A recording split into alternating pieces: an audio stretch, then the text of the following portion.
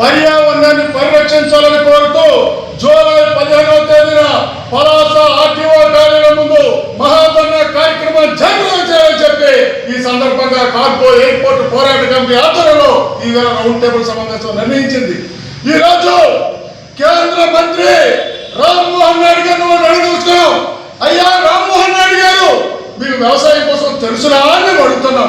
ఎందుకనంటే ఉద్దాన ప్రాంతంలో ఈ జిల్లాలో ఎక్కడా లేని భూమి, అత్యంత విశిష్టమైన భూమి, అత్యంత విశిష్టమైన లక్షణాలు కలిగిన భూమి, ఏకకాలంలో 6 పంటలు పండుతూ అనేక అంతర పంటలు పండించిన ఒక గొప్ప భూమి.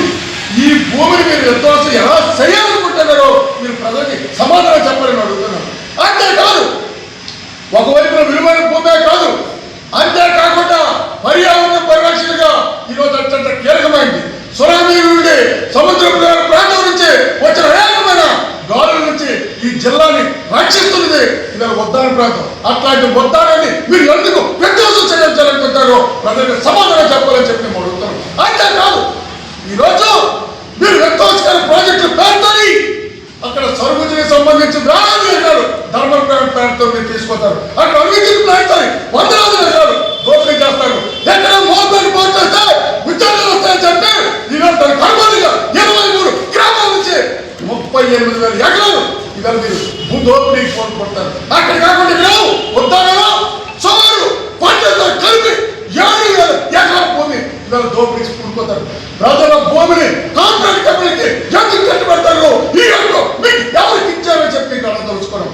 అయ్యా రామ్మోహన్ నాయుడు గారు, ఈవేళ ప్రజల భూముల్ని మీరు కాంట్రాక్ట్ కంపెనీకి కట్టుబడి అభివృద్ధి అవ్వాలని అడుగుతున్నాం. ఎట్లాంటి అభివృద్ధిని ఎవరో ఇచ్చారు? మీకు ఈ జిల్లా చిత్తశుద్ధిగా మీరు కాంట్రాక్ట్ ఎయిర్పోర్ట్ కట్టారన్నా మీకు చెప్పదలుచుకోవడం. మూలపేట పోర్టుకి 2,300 ఎకరాలు మీరు కేటాయించినారు. అక్కడ మీరు భూసాగం చేయక్కర్లేదు, 10 పైసలు నష్టపరిహారం చెల్లించక్కర్లేదు. అందరూ 500 ఎకరాలు మీరు కేటాయిస్తే బ్రహ్మాండమైన ఎయిర్పోర్ట్ వస్తుంది. నువ్వు ఎందుకు అక్కడ కట్టలేదో ప్రజలకు సమాధానం చెప్పని అడుగుతాను. అభివృద్ధి కోసం మాట్లాడుతున్నావు కదా, నువ్వు అక్కడ కట్టావు, నువ్వు అభివృద్ధి కోసం చేయి. కాదు, ఈ జిల్లా అభివృద్ధి కావాలంటే పెండింగ్ ప్రాజెక్టులు పూర్తి చేయండి. ఇచ్చాపురం వరకు 2 పంటలు నీరవండి. ఈ జిల్లా 2 పంటలతో సస్యశ్యామై బ్రహ్మాండమైన వ్యవసాయ ఆధార పరిశ్రమలు వస్తాయి.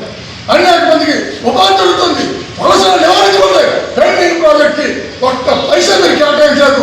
ఎన్నికల్లో ఇచ్చిన వాగ్దానం ఏ ఒక్కటి మీరు అమలు చేయండి.